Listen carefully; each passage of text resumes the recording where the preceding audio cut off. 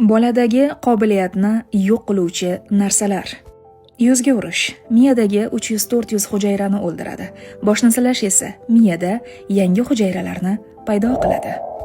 Elektron o'yinlar ijtimoiy aqlni, lug'aviy ziyraklikni barbod qiladi.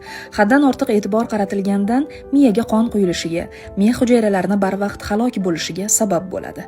Yosh ulg'ayganda esa unga mahorat va tajriba yetishmaydi. Onani farzand oldida haqorat qilish bolani qo'rqoq, tortinchoq qilib qo'yadi. Sog'lom fikrlashdan to'xtatadi.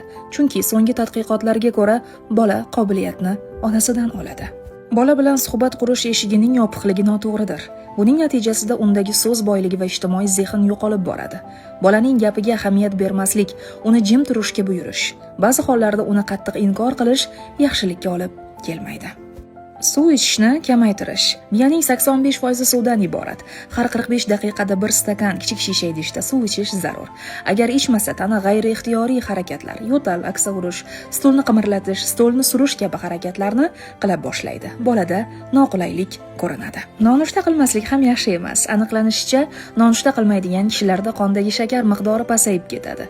Bu esa miya hujayralariga yetarlicha ozuqa yetib bormasligini keltirib chiqaradi va hujayralarning parchalanishiga sabab bo'ladi.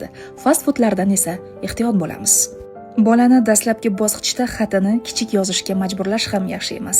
Katta yozuv o'ziga ishonchlilik va erkinlik belgisi hisoblanadi. Agar yozuv kichik bo'lsa, buning ma'nosi ana shu ikki sifat yo'qligidandir.